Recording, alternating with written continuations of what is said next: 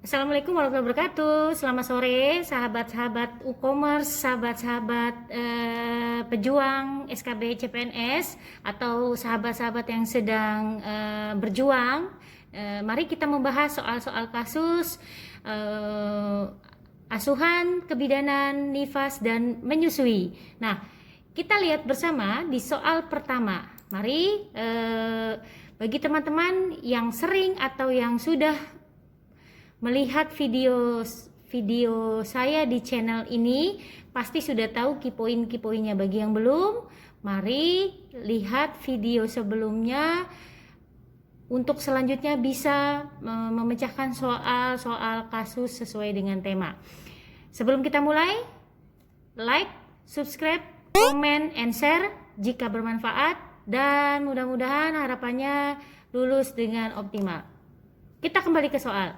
Yang pertama, key poinnya seperti biasa kita boldkan seorang perempuan, ya. Ini umurnya 24 tahun. Ya, di sini berarti dia umur normal. Nah, ini P1A0. Ingat, ibunya baru melahirkan pertama. Setting tempatnya di klinik, berarti pelayanan dasar. Ingat, fisiologis kewenangannya harus di pelayanan dasar. Nah, hasil anamnesa menyatakan ibu sudah melahirkan 2 jam yang lalu dan ditolong oleh dukun. Nah, ini adalah masalah, ya. Bagi yang sudah pernah tahu dan sering memecahkan soal, ini saya sengaja memberi warna merah untuk kasus-kasus atau masalah yang patologis.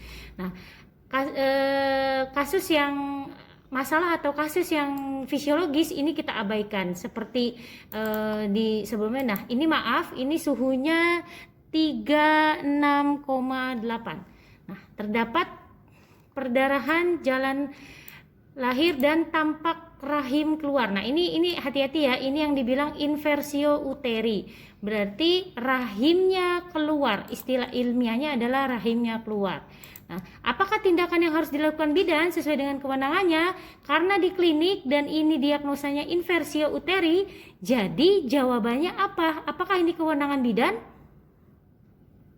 Bukan, ya. Jadi ini harus ditangani di pelayanan fasilitas yang lengkap alias di rumah sakit. Jadi jawabannya adalah E, pasang infus dan segera rujuk. Oke, baik. Soal selanjutnya. Nah, di sini yuk sama-sama apa yang digarisbawahi. Ya, benar, pasti. Yes, apalagi? Ya, benar. Usia, apalagi? Setting tempat. Ingat setting tempat pelayanannya di mana? Yes. Nah, hasil anamnesisnya. Ya, ini kita lihat fisiologis, jadi kita abaikan saja, bukan kita membuat tidak menjadi bahan pertimbangan, tapi supaya memudahkan kita yang fisiologis kita abaikan alias kita tidak kasih tanda, ya. Nah, ini hasil pemeriksaan gerakan bayi aktif, ibu merespon mendekap bayinya dengan bahagia. Nah, ini kata kunci yang harus digarisbawahi adalah telah dilakukan IMD selama 1 jam. Inisiasi menyusui dini, ya. Nah, jadi jawabannya apa? Pertanyaannya juga dibolkan, apakah tindakan yang dilakukan? Nah, jawabannya jadi yang mana? Silakan kita kasih waktu.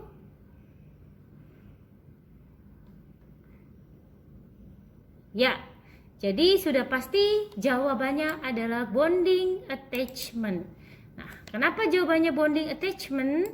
Ya, jawabannya bonding attachment karena di sini kata kuncinya telah dilakukan IMD selama 1 jam. Tujuan IMD adalah memberikan ASI awal, menstimulasi serta meminimalkan atau mencegah HPP, ya, perdarahan pasca salin, dan mempererat hubungan kasih sayang. Nah, ini di sini bonding attachment dengan catatan bayinya lahir menangis kuat, kemerahan, gerakannya aktif. Sudah pasti jawabannya B,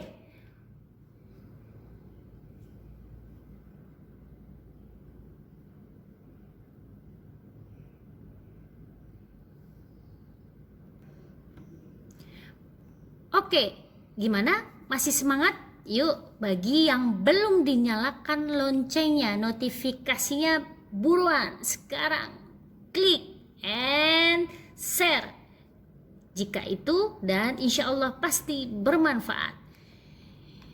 Nah, berikutnya yuk, udah pada pinter, perempuan. Oke, umurnya aman. Iya. Nah, kata kuncinya hati-hati. Meskipun fisiologis, tetapi kita harus jeli atau kritis ya. 6 jam merasakan mules dan nyeri di daerah luka pada jahitan perineum ya. Meskipun ini mungkin bisa fisiologis atau patologis, saya masih boldkan. Hasil anamnesis ya, oke, ibunya lemas. Mungkin ini bisa karena lemas pasca salin atau kelelahan ya. Kita lihat, oh ternyata hasil pemeriksaan fisik semuanya aman ya. Nah, pertanyaannya, apakah konseling yang tepat diberikan pada kasus tersebut? Ya, jawabannya gini. Ketika kita memecahkan soal UKOM, minimal 3 dasar. Kita pakai 3 minimal. Kalau saya sebanyak-banyaknya lebih baik. Kalau kita menggunakan 1 dasar, sering jawabannya hampir-hampir mirip. Atau jawaban yang kita pilih ragu-ragu kurang tepat. Nah, kalau dilihat sekilas, ini semua jawabannya benar. Dia pasca salin, lelah, nah kita akan bingung. Tapi kalau kita mengetahui kata kunci yang kita boldkan seperti ini, kata kuncinya sudah pasti dia 6 jam. Meskipun dia dapat jahitan, bukan fokus kita langsung ke jahitannya. Ingat, 6 jam itu yang dibutuhkan adalah mobilisasi dini sehingga mencegah HPP. Kurang dari 6 jam si pasien harus bisa pipis, dan saat 6 jam meskipun sedang pasca pemulihan dipastikan proses involusi uterinya berjalan normal dulu, karena tadi menghindari atau mencegah HPP. Jadi jawabannya sudah pasti? Yang mana? Ini? No. Yang ini? Bukan. Yang ini? Kurang tepat. Yang ini? Sepertinya bukan ini. Dan ingat, ini semua jawabannya dibutuhkan di pasca nifas. Tapi ingat, dia 6 jam. Jadi yang harus diutamakan adalah di KV1. Ya. Tanda-tanda bahaya. Jangan sampai terjadi perdarahan. Oke.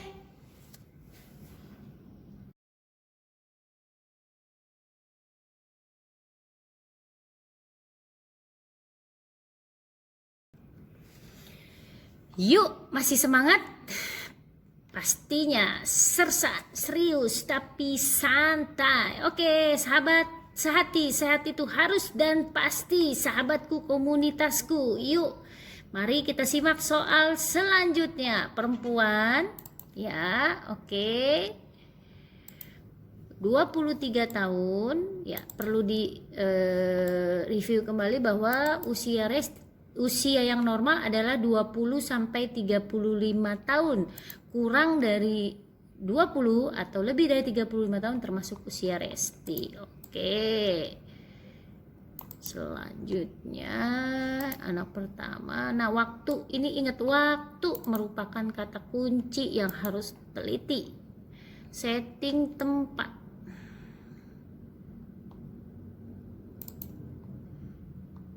Oke.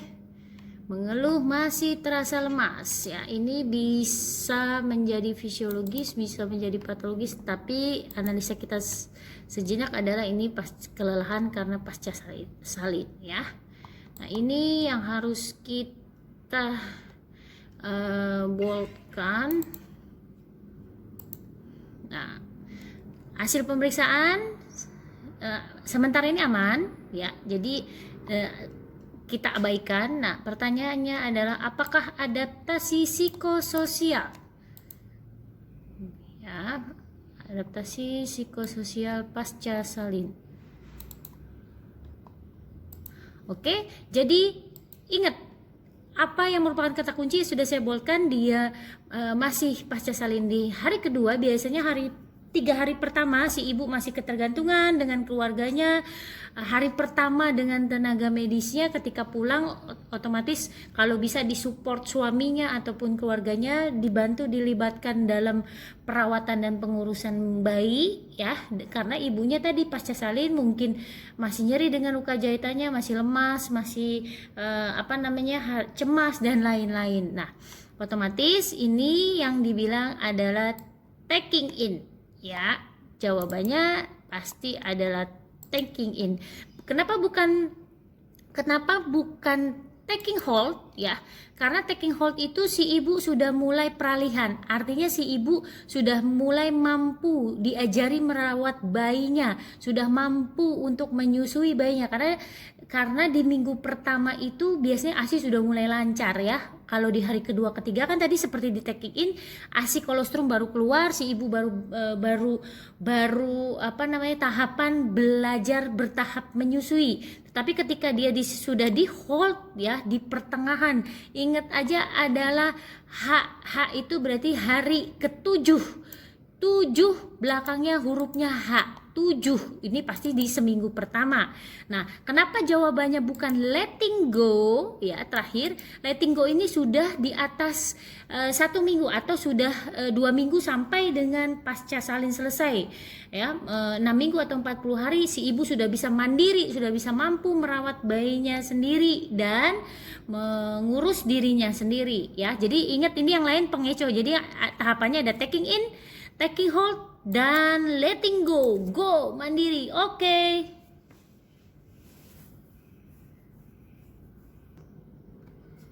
Baik, kita ke soal yang terakhir. Nah, ini sama aja ya istilahnya, seorang ibu atau seorang perempuan. Jadi hindari aneh kalau ketika ini diganti. Yang jelas ini tetap ya seorang ibu atau perempuan, umurnya normal ya. Ayo apalagi, kemudian ini P1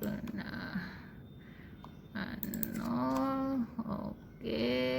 Waktu ya, hindari kecolongan dengan di soal kapan dia waktunya ya, 4 jam.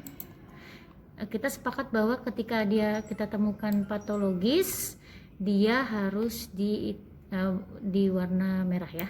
Ini istilah dulu BPM atau sama aja praktik mandiri bidan ya, bisa di praktik mandiri bidan.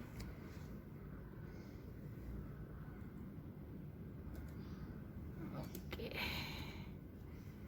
ya, kandung kemih teraba tegang. Nah ini sudah mulai patologis, hati-hati ya.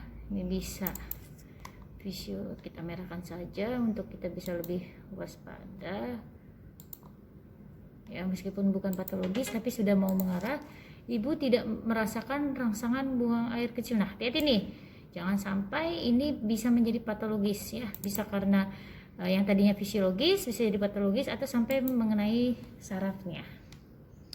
Nah, pertanyaannya, kapan batas waktu ibu harus buang air kecil? Nah, ini kita lihat, ini kita bolehkan.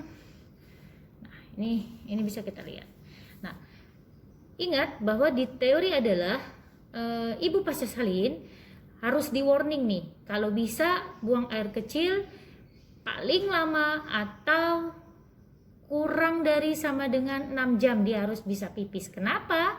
Kalau dia sudah tidak bisa pipis lebih dari 6 jam, itu berarti ada gangguan tadi ya, ada saluran saluran kencingnya, saluran urinnya, karena dari penekanan kepala di pasca salin ya, dari karena kepala janin menekan kandung kemih ya, sehingga rasa trauma pada kandung kemih itu bisa jadi, atau yang paling parah karena tadi sampai terkena saraf. Dan bukan infeksi ya, ini bukan infeksi. Kalau infeksi di soal ditandai dengan urin yang berwarna merah. Nah, ini gimana caranya adalah merangsang dengan ibu pipis dulu di pispot kalau ibu belum bisa turun. Yang kedua, jadi tolong langkah pertama bukan langsung kateter, dirangsang secara alami dengan menghidupkan keran. Kalau sudah menghidupkan keran tidak bisa, baru silakan di kateter ya, karena hati-hati sering-sering kateter juga di pasca salin bisa infeksi. Nah kalau tidak bisa juga berarti segera konsultasikan ke dokter, atau kalau ini setting tempatnya di mana di klinik silahkan rujuk ya. Tapi berarti ini jawabannya adalah kurang dari 6, harus kurang dari 6 jam. Jadi kapan batas waktunya dia harus buang kecil? Jadi hanya punya waktu 2 jam lagi ya. Ingat 4 tambah 2 6, bukan jawabannya 6 jam tapi 4 tambah 2 6, sudah batas limitnya. Oke, terima kasih.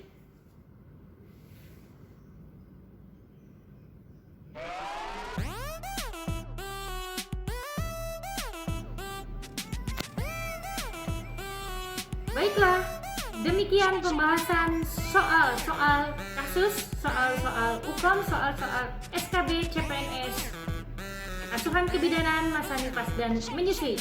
Tetap patuhi protokol kesehatan dengan menggunakan masker, mencuci tangan, menjaga jarak 1-2 meter. Berikutnya adalah membatasi mobilisasi atau bepergian, yang pastinya menaati aturan dengan menghindari kerumunan, meningkatkan imunitas yaitu dengan makan makanan yang bergizi seimbang dan melakukan olahraga, dan yang pastinya M yang terakhir adalah meningkatkan ibadah dan rasa syukur. Terima kasih, semoga lulus dan hasilnya optimal. Ditunggu kabar bahagianya. Salam sehat, salam sukses, salam bahagia. Sehati, sehat itu harus dan pasti. Terima kasih.